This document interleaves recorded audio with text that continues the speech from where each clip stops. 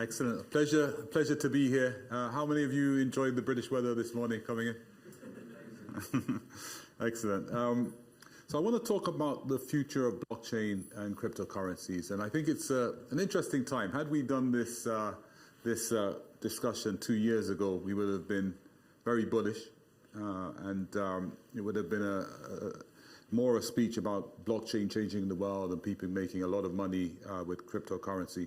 And I think today it's going to be a more considered discussion because I think there's a number of factors that we need to take into account when we look at the future of crypto. And I think the whole landscape of fintech, crypto, metaverse, AI, is changing and it's converging. So let's maybe go on a bit, right? So I just wanted to okay, good. Yeah. So I first of all just maybe wanted to talk a bit about that landscape. So if we look here at the population, that is growing, right? So by 2030, there's going to be 8.5 billion of us. Not so much in Europe. I think we've got stagnant populations in Europe. But around the world, there's more of us. And for those environmentalists here, we're also draining the planet, etc., right? But we've got to learn to manage with more people. Those people are increasingly connected, right? I'm old enough to remember a time when you went on vacation and you went away traveling and nobody could contact you, right? Now, 8 billion people in the world have mobile phones, right? Everybody's connected. Farmers, students, all around the world, 8 billion people. And coming from Vodafone, we're pretty happy with that, right? And we'd like to say that we're helping to connect people. IoT devices, so Internet of Things, connected cars, connected cabinets. Will you believe that by 2030, there'll be 30 billion IoT devices? Not just being connected, but sending data back to business processes and automating those processes as well. Now, this one shocked me, right? Maybe we're in a room full of fintech experts here, but I actually didn't know that there's 4 billion digital wallets. How many of you knew that? Yeah. By 2030, we're expecting 5.6 billion digital wallets to be in operation. 65% of the world's population will have a wallet. And this fits in with some of the narrative that I've been pushing forward, which is that by 2030 and from this point onwards, I think we're moving towards a world of wallets, not a world of bank accounts, but a world of wallets. And speaking to some of my fintech partners, can do a lot with wallets. You know, there are some applications on wallets that will load all your credentials and essentially use the cheapest financial transaction tool for you, cheapest saving tools, cheapest tool to transact. So wallets can be intelligent, but more importantly, as I'll describe later, wallets won't just be limited to individual. The world of wallets will mean that your car will have a wallet, you'll have a wallet, organizations will have wallets, and maybe even governments will have wallets, and that's how we'll settle things. But we're moving towards a world of wallets. 65% of the population will have one by 2030. Blockchain, interesting. So around, at this point in time, there's probably just over 300 million crypto accounts. So despite all the narrative we have, the adoption has been very low. And by 2030, I put a question mark there because I believe that the future of blockchain and the future of adoption, it's just logical to say it depends on integration with wallets. And it depends on integration with mobile. And I think those two things will help to drive the adoption forward.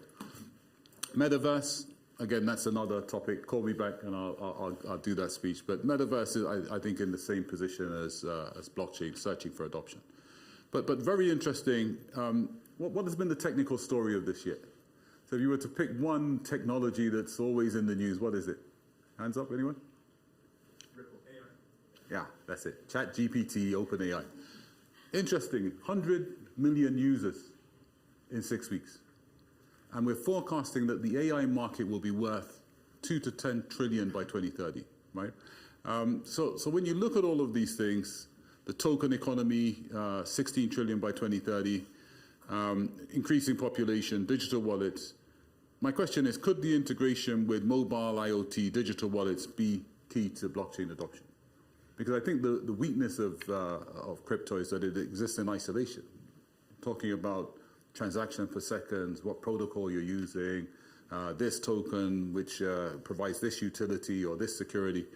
But actually, to grow, it needs to be a part of the wider landscape. So I go on to the next slide. Yeah. So this slide is basically just talking about the move from the good times to the bad times and kind of looking at where we are now and what's happening. So biggest story of 2022. How many know about FTX? Okay, so you had in 2022 a lot of people who own cryptocurrency sweating because you have what's called a bear market. So not first of all, but some of the key points, you had the FTX collapse. So Sam Bankman-Fried, the exchange collapsed, a lot of money in there, but there was a ripple effect throughout the whole of the crypto community because a lot of people were linked to FTX in some direct or indirect way. We had the Terra collapse where you had a stable coin that was no longer stable. We had the Three Arrows collapse, we had Celsius, we had BlockFi, and there was a lot of negativity going into 2023. Then that starts to ripple across to the banking sector. We had Signature Bank, which was a very crypto-friendly bank that collapsed. Then we had Silicon Valley Bank, which collapsed. I was in San Francisco at the time, and I can tell you that one of the conditions for startups who bank with Silicon Valley Bank is that you bank with them personally as well. And there wasn't much activity that weekend. I can tell you the malls were empty because nobody knew what was going to happen. Was the bank going to be rescued or not? And that's sort of where we are. And we sort of went into a crypto winter. And then what you're starting to see is not a total move to conventional finance, but you're starting to see a lot of the banks start to move into this area. We personally, so Vodafone and the platform that I'm involved with called the Digital Asset Broker, in June, we did a trial with MasterCard for tokenized deposits, and we were looking at how we could use tokenized deposits with an asset as a service smart contract to fund EV chargers. But I know that this is also big for tokenized real estate as well. HSBC announced that they're tokenizing gold. JP Morgan have a lot of things. They have the Onyx platform where I think 2 billion is moving across that platform. But they've also got their tokenized collateral network. These are also recently announced tokenized deposits. How many people know what a tokenized deposit is?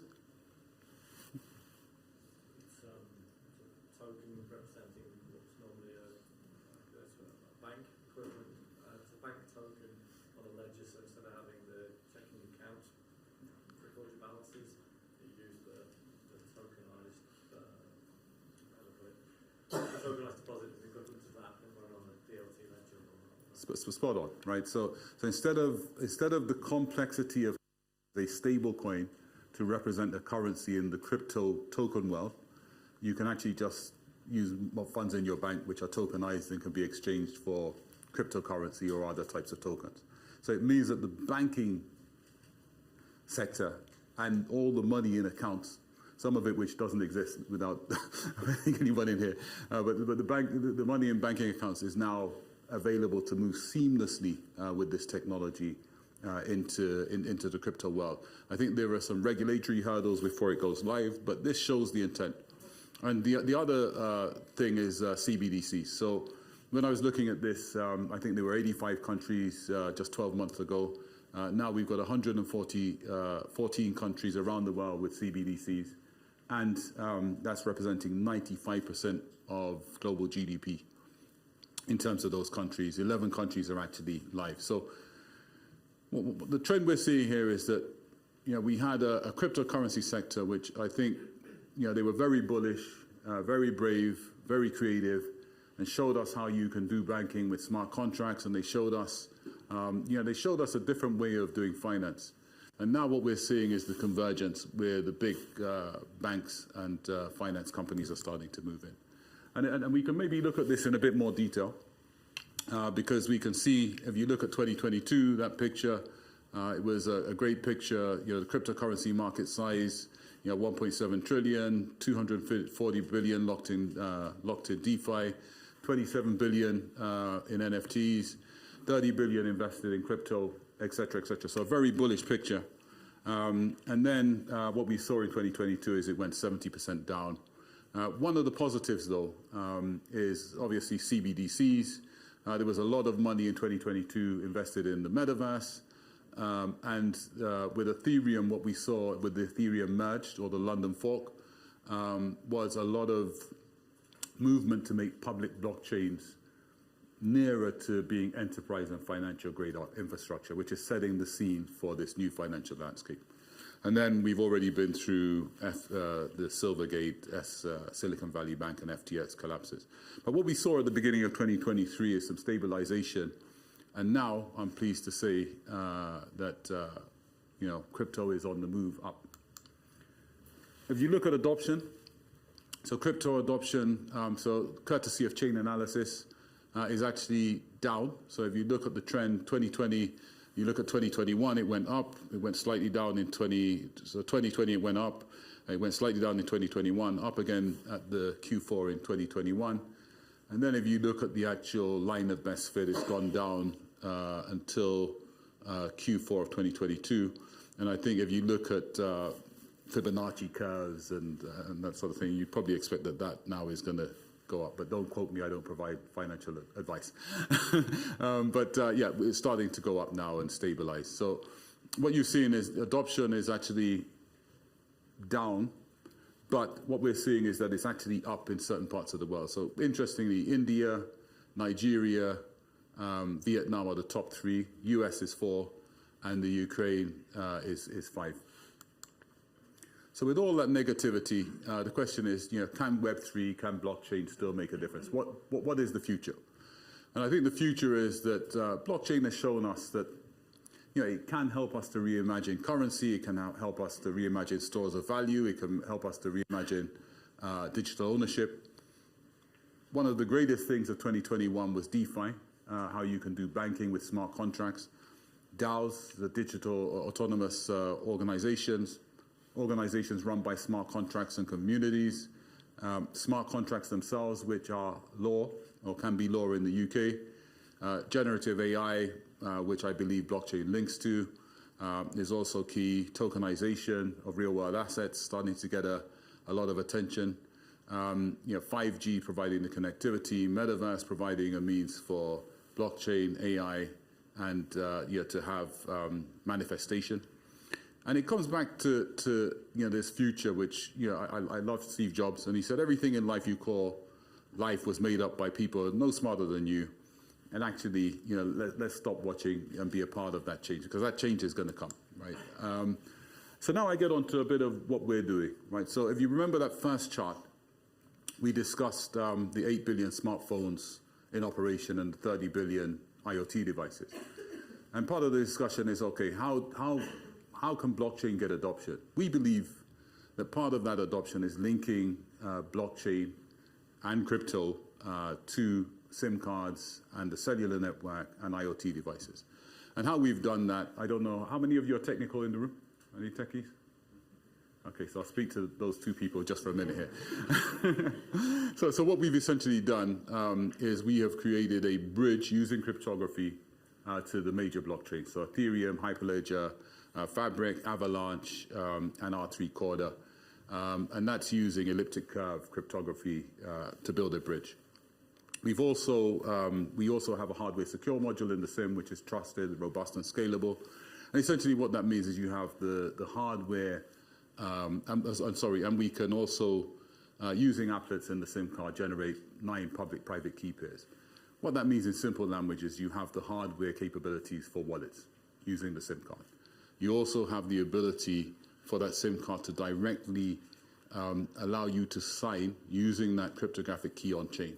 So what that means is that a device or a smartphone can directly sign on a blockchain, right? So immediately, the potential there, and we've started it with 160 million devices on our IoT platform, is that you can have theoretically 8 billion smartphones, 30 billion devices by 2030, between now and 2030, that are actually part of the blockchain ecosystem.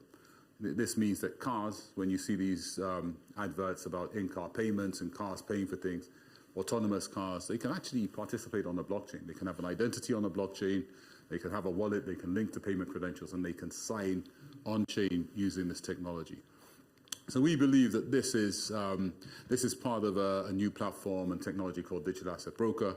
And we believe that this is part of the future because it takes cryptocurrency away from just a currency use to allowing it to participate in supply chains, logistics, manufacturing, and heavy industry where you have 30 billion devices. We also have 40 billion SIMs in cars where we're starting to roll this out. So would this then allow you to bypass, for example, going through the sort of NFC on phones? Yes. So part of that with EV charging is that you can have NFCs. Essentially, what the NFC is doing is it's what you call a localized handshake. What this allows you to do is use the identity and the key as the master of the identity and link that to smart contracts and the blockchain to do that handshake more digitally. So we're actually rolling that out for EV charging now, where we bypass NFC and the payment is actually on-chain. Okay, but that's one where it's controlled by the device in the car, not in different use cases where you'd be at a till, for example. Yeah, so I know where you're getting at. So you're going at Amazon Go, where you use a trigger of location, identity, and smart contracts and wallets to automate payments. Yeah, we're looking at that as well. So yeah, we're looking at that as well. That's another. I can come back and talk about that as well. That's another use case. But yeah, we're looking at that. The other thing is that if you have all of these devices that are participating on chain, then actually, why do you need to have your consensus protocol on chain, right? Why can't you have mobile phones and IoT devices that are running consensus? And I think Vitalik, who's the founder of Ethereum, was actually saying the same thing. He's saying by 2032, your node runs on the phone, and every 12 seconds you have some consensus from that. In terms of IoT, so this is what we're doing now. So we have 160 million devices on our IoT platform. We've linked them to chain using that technology on the SIM card, and that means that we now have cars that are paying for parking, charging, tolls, etc., using this technology and using the chain. So we believe that what the blockchain provides that you won't have before is the ability for an autonomous device to trust each other dynamically and to transfer using smart contracts over automated rails. Sorry. Okay. Right, so I don't know what's going on here. I blame the sound guys at the back. Right, so what we're actually doing here is I believe that what we're seeing with AI, blockchain, cloud, metaverse, 5G, is the birth of a new digital infrastructure. Before that infrastructure was just utilities. I believe that blockchain will be part of that new digital infrastructure, bringing trust in the future. Am I out of time? No, and I believe that from an architectural point of view, what's the future of blockchain? Blockchain is part of this. So we've got at the top metaverse operating system. I believe that the metaverse will be the new web browser. It's going to be the new interaction point between people and content. I think that was very well explained and manifested with the Apple Pro headset, where all of a sudden you had a VR headset, you had your space, you had all the applications available in that space that you could organize, and you also had content, all their applications, and Disney movies available on it. So it's shaping up to be the new interaction point between people and content, the new web browser. And it's actually going to be an operating system which will allow developers and applications to draw on a number of technologies. Blockchain will be part of that. So blockchain at layer 1 provides a trust infrastructure, a token infrastructure. At layer 2, it provides a productivity infrastructure to accelerate that. But the key thing is it will converge and work with everything else, including fintech. Right? It's not going to exist in isolation, and I think that has been the reason we haven't got the adoption so far. And you can see that blockchain smart contracts are already starting to pave the way in finance. You have, I don't know if we've got technical people in here, but we've got the ERC20, which is used for real-world asset tokenizations, and it's used for fractionalizing those assets. So you're seeing real estate being a key one, where you have tokenized deposits allowing you to get money out of accounts and then turn that into ERC token, which would represent a fractionalized version, investment in the asset. NFTs, which are smart contracts ERC 721. You also have 1055, which does the same. You've got ERC, you've also got the version of that which is time-bound as well. You know, which, and you've got the ability to put that in investment funds and also lock that into other assets. So you're seeing here with 4907 that you can also make that time-bound, which means that an NFT of a property can actually be a mortgage. It means that it could be leased, etc. So it's what this is doing is essentially making a link between a token and a financial asset. And actually, really interesting is that you're actually now starting to see discussion on tokenized credit default swaps. How many of you know about credit default swaps and what it was linked to? 2007, right? Yeah, so in 2007, they got all the CEOs of the big banks and they said, what is a credit default swap? I think one of them managed to answer, right? But what we're seeing now is blockchain providing, you know, what I think had promise as an asset, but it's providing transparency and it's providing new automation. So smart contracts are starting to make the way. I think that will be here. And I think that the world of wallets is also something that blockchain will be. So we saw these 5.6 billion digital wallets expected by 2030. And between now and then, I believe that you're going to start seeing, through things called account abstraction, a link between the blockchain and wallets and FinTech. And I believe that this is the future to how that will work. And as I said, there'll be organization wallets. Apologies, it's not clear. I believe there'll be AI wallets for AI chatbots and online and AI assistants and agents. There'll be machine wallets. So we already have wallets for IoT devices, drones, wallets for connected cabinets, and you'll have person wallets. And this world of wallets will have FinTech, and where you have a central intermediary, and I think that system works and it scales and etc. But you'll also have peer-to-peer alternatives that will exist, which is where the blockchain will exist. And the key point here is convergence. The point I want to get across is that blockchain in the future and cryptocurrency will not exist in isolation, but it will start to be introduced into everyday life. Crypto mortgages, tokenized deposits, tokenized rentals, tokenized leases, tokenized credit default swaps. And how it would sort of work. So I did this diagram for a book I'm writing. I'm going to plug my book now on the business of the metaverse, which is coming out in December the 5th. And it was basically showing how assets could basically get into the metaverse. How could you have tokens for the metaverse that could be used as currency? And you can see here that you've got digital assets, you've got physical assets. What you need to do is verify ownership. They can then be tokenized and turned into a smart contract, either for a fungible asset or a non-fungible asset. So this is a unique asset. This can be fractionalized. But then what you're seeing here is that central bank digital currencies provides the framework, the regulation, but also the wholesale tokens that feeds into that, feeds into exchanges and marketplaces. And you have banks and tokenized deposits, which also can allow liquidity from bank accounts to feed into these exchanges and the tokens. And again, you're starting to see convergence. And you can look at it this way.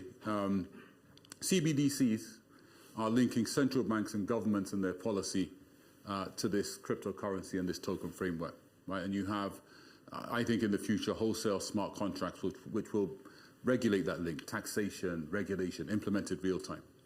And then you've got the main types of tokens, right? So you've got NFTs, non-fungible tokens. You've got FTs, which are fractionalized tokens when you're looking at fractionalizing assets. You've got stable coins, which I think are going to be on the way out, but at the moment they're a Web3 way of linking to fiat currency. And then you've got tokenized deposits, which I think are going to change the world. I think this area is the one to watch going forwards. Then you have the retail smart contracts, which link the tokens to retail applications. So this is your wallets, your finance application, your bank accounts, etc. And that you've got the banks enabling the on-ramping and off-ramping, and then you've got the digital exchanges. And that is the landscape, right? And you can see here two things: the central bank digital currencies, the tokenized deposits, and the FinTech applications using this, which will somehow be a point of conversion. So I think I'm maybe out of time. So I just maybe stop by posing some questions, right? So crypto adoption is down. I think it is down from the original measures, but I actually don't think it's down, because I think the activity in the financial sector and the investment that's been going on all over this 3 or 4 years is starting to manifest itself. And I think when you look at tokenized deposits, you look at central bank digital currencies, which don't have to be on the blockchain, but some of them will be, you're starting to see this token economy, which I think will spur mass adoption going forward. So I think it's more of a foundational adoption that's gone up, but if you measure it on just users, it's gone down. Regulation is uncertain.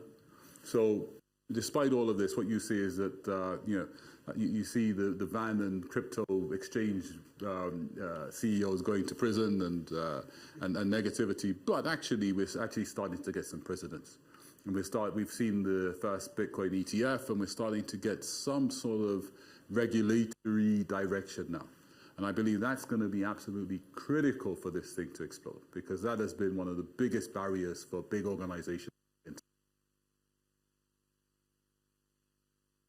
To wallet of Vodafone, that was unheard of 2-3 years ago, right? So, it's going in the right direction. Prices are rebounding, and I think that's because of this foundational change and the regulatory change that's happening. And I think the key thing I've mentioned is that banks are innovating. Yeah, this was always going to depend on financial organizations getting involved, bringing their infrastructure, bringing their investment, bringing their know-how.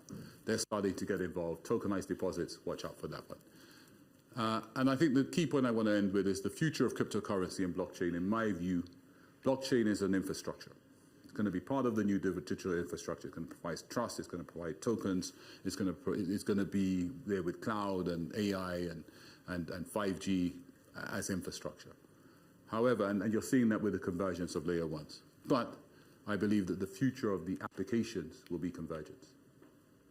Wallets that work across crypto and fintech, bank transfers that will intelligently use crypto for peer-to-peer or blockchain for peer-to-peer, or fintech rails, etc. There's going to be a convergence of these technologies to provide the best solutions for customer and business users. And I think it's a very important time to have this discussion. Hopefully I've helped to provide some clarity from my perspective. Thank you.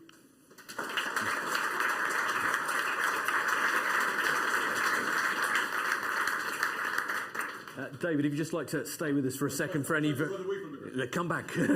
They'll be very quick, because do bear in mind David is with us for the panel which follows this discussion as well. But that is the way to start a show. David, thank you very much. You get a very clear indication of how presentation is gauging with people by how many phones come out during said presentation. Anyway, any very quick questions for David? We can get the... we have one at the back there. Trace, if you just start at the back, I think that's the first hand, and then we'll work our way forward. If we can try and keep these to the point, because we are running a few minutes behind. So we had 1, 2, 3, and then 4 at the front. Hi, thank you for the talk. I just wanted to ask, why do you feel as though crypto adoption is increasing in developing nations? Good point, and maybe one I should have got across in the presentation more. One of the negative things I think that's happened to crypto is that it started off from an ideal to bank the unbanked and to provide transparency, and it kind of became an investment tool for people to buy currency and make money. Actually, there's still over 1 billion people unbanked, right? These people have no access to financial services. They can't participate in businesses. They can't participate in other opportunities. And actually, I think what we're starting to see is some people go back to that original goal, right? This should be a technology that allows people to participate in the financial economy. Where the existing fintech rails are not, I believe that crypto and blockchain should be there. We've done it slightly with M-Pesa in the African region, in the APAC region, where you have mobile phone banking. But I'm hoping that one of the outcomes, and what we're seeing with that adoption, is that we will get more of the unbanked unbanked. That is important not only for their opportunity, but for the global productivity. Thank you very much. Yep, the next question was there, and then we'll work our way to the front. Thank you. Hi, thanks, David. It was a really good session. It seems like Vodafone have got a head start on their competitors, and you've already seen to have a focus on layer 2 integration. Are there any particular layer 2s that that they've spotted for the future? Polygons being one that comes to mind. Very good business development. I just want to know any kind of insights and observations you've got. No, I think it's the most exciting sector because we've settled. It's more efficient because we're now understanding that there's going to be a convergence at layer 1, and that was always going to be the case. And that layer 2 is where you're looking for the productivity, the acceleration. I think Polycon's good. I won't name any others because I work with a lot of them. But I think it's and it's where you're starting to see the innovation. So I think layer 2s, the digital asset broker protocol is a layer 2, and that layer 2 is a protocol which is looking at how you can link machines to public blockchains. But I think there's some great ones up there. We're seeing the roll-ups. We're starting to see ZK, zero knowledge proofs come into it, and I think that it's an area where I also believe you're going to see a lot of the infrastructure laid for fintech and crypto convergence. Thank you. Then we had one there and then one at the front. So yeah, keep this as punchy as we can, please. Thank you. David, excellent presentation. Thank you. Just a quick question on CBDCs. You talk about it in quite sort of bullish fashion. I mean, it's quite a very contentious issue, and very little has been discussed here in the UK, and certainly in the mainstream media, barely gets a mention. So I know there's a foundation for the digital pound and etc., and I know that obviously digital yuan in China, and is very much control-led. So it's very much a system against the people in terms of freedom and control. So my question to you is, you mentioned 114 countries have adopted CBDCs. That's a huge amount of countries, which I was not aware of. It was that many. So my question is, which countries have adopted it well and without repression and a pushback? Yeah, again, excellent, loaded but excellent question. Right. I mean, I can only look at it from how the pieces come together for the token economy and whether we're going to have central banks in or not. I think part of the problem you have when you start talking about metaverse, and you start talking about AI, you start talking about crypto, is that you still need an entity to be able to manage that and direct policy. So one of the questions I ask, can you have inflation in the metaverse? Can you have unemployment? Do you need to redistribute income? Do you need to control money supply?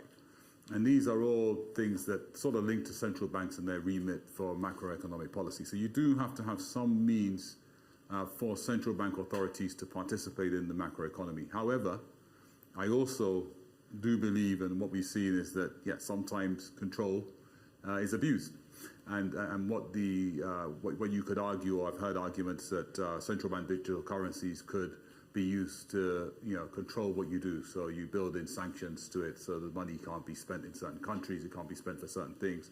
And this is an area that I agree with you absolutely needs to be managed. It should function. And I think the commitments that you've had from the UK in terms of their POCs on this and other countries is that it will not be used in that way, that it won't be traceable, etc. But I think it's one that needs to be discussed, and we need to have some clarity on it. I think it's an excellent point. Thank you. Okay, and one final question at the front. Thank you. David, that was a superb half an hour that I walked into of amazing blockchain innovation and talking and your insights. What do you think are the major risks that are there when you're basically putting things on the mobile phone to basically getting the transactions done?